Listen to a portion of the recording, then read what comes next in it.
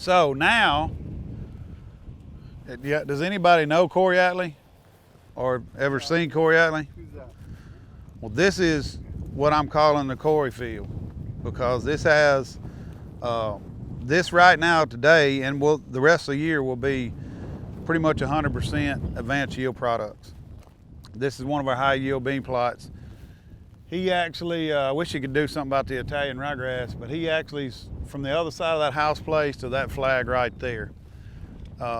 This is a Asgrow 46XO bean, and this is one of our higher yielding fields. So Cory and I talked this year. You know, I've been watching what he's doing and decided we'd try to, you know, I told him, I said, I want to do 40 acres of corn and 40 acres of beans of just your product. So that's what we've done here, and you know, we're off to a good start right now. We'll have to come in here. We got a little bit of winter vegetation and a little bit of Italian ryegrass in this field, but you know, as far as the beans and what they're doing, this has the Terramax inoculants on it.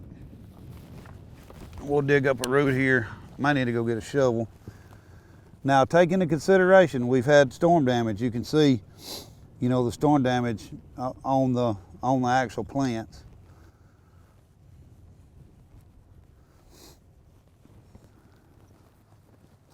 Let's see what kind of nodulation we have. Shouldn't have much of any right now. I can feel it breaking roots.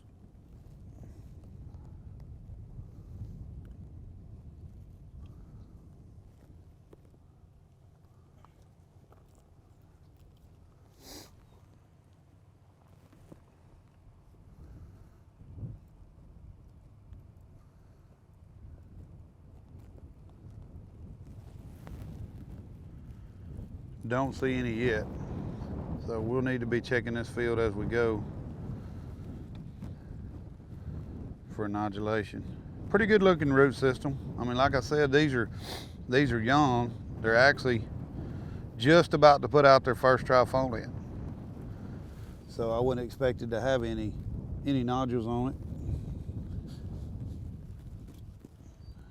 but they should be coming.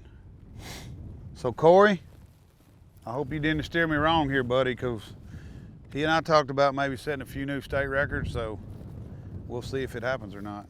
Problem is, he's probably not giving me his whole recipe, so that's the thing you got to watch. Like with Temple, you have got to tell the Temple story about sharing information.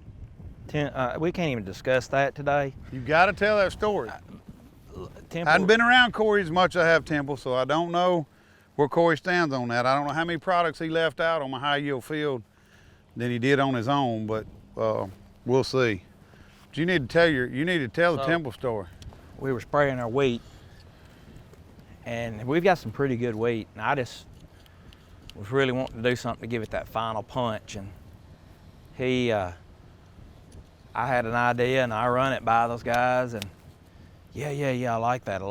And later on that afternoon, right before the airplane took the stuff to the airplane, I thought, you know what, I want to add that one more product in there, one of Cory's products. Matt was in a meeting, I texted him, I said, hey, I'm gonna do this. I just went on and did it, I really didn't even wait. Wasn't but just a little bit, Temple called. Hey, did you get that out? I said, yeah. I said, I went on and added a little kelpine to that. Yeah, and you know, that's good. And he had told me earlier conversation, he was like, look, we're not keeping secrets from each other. There's no secrets here, none.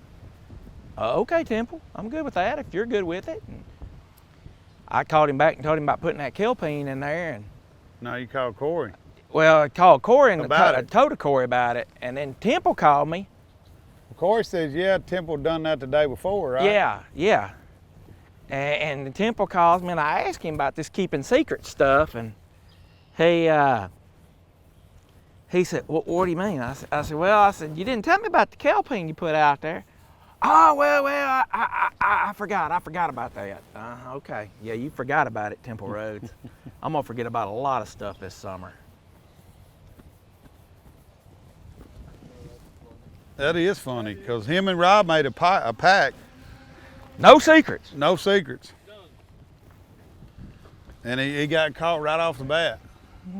He just laughed. Y'all filmed in this field last year, or year before last. No gramoxone versus gramoxone. Do what now? No gramoxone versus gramoxone. This is gramoxone, We is didn't it put not? gramoxone in this. I'm not. What killed that? That would have been that was that little bit. That was just barely. I think if we'd have run, we've got that's. I'm not dissatisfied with this. That ain't going anywhere. No. But that's the difference between. Remember, because we just ran here, me and you, we just ran straight boundary. Yeah. Sorry. I'm gonna say I won with Cory juice. Cory juice. So I'll give Cory some credit. If we do what he thinks we're gonna do here, I'll give him plenty of credit for it. I'm still gonna take if I win Podfathers, which I don't think that's ever gonna happen in my lifetime, but I will give him credit where credit is due. How does that sound? And then what he's probably gonna tell me at the end of the year when he beats me is, well, there's a couple products I didn't tell you about that you should have put in there. You know, that's the way these guys are. No, in all seriousness, we do help each other, and that's what makes this so much fun. Is I've learned a ton from Temple, I've learned a ton from Cory, from Perry.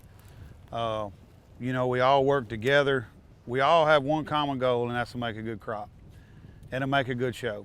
And as far as who wins is irrelevant really to any of us. You know, I could come in last, I could come in first, and you're never going to know. You know, all these guys are top-notch farmers doing top-notch things out of the box, and I mean, it's going to almost come down to either the BOM score or the weather that a specific person has. You know, it's not going to be, you know, one of us doing a whole lot of things different than the other ones. Temple's got some different products he uses than I do. Cory does, and you know, we do too. We're still kind of new in this game as far as actually, you know, pushing yields. We've gotten some pretty good yields, but we've gotten them just by basic agronomy and doing everything on time. Some of these new products, like you were talking about the kelpine and some of the stress mitigators and biology and shoot humics and fulvics, and you know, there's so many new products, PGRs, you know, out there now that one thing it's a little confusing because everybody's got a little bit different version.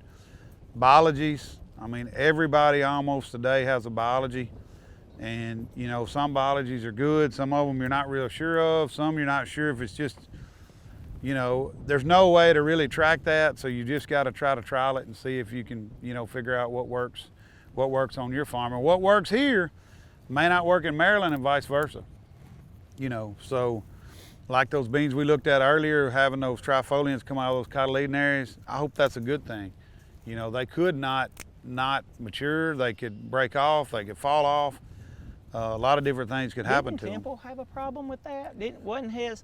Yeah, breaking branches. So did Cory with the crosshatch beans. You know, we may get in that same thing with those, but those weren't branches that we were counting on. You know, so you know, hopefully we'll be all right. But we've got a good start here. Like I said, other than the Italian ryegrass, I'm not real impressed with that. But we've got a really good start here for a really good crop. So wait, hold on, let me get this straight. You gave Cory some of your best ground, and then you let him tell you what to put on it. Is that right? That is correct. I gave him one of my highest yielding fields, corn and beans, and am following the advanced yield program. Some might say Cory's really good at this Podfather game.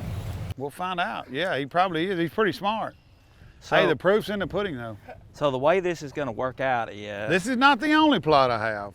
The way this is going to work out is when Matt beats Cory with Cory's own stuff, it's going to be on today's episode with advanced yield products that beat himself. That's what it's going to be.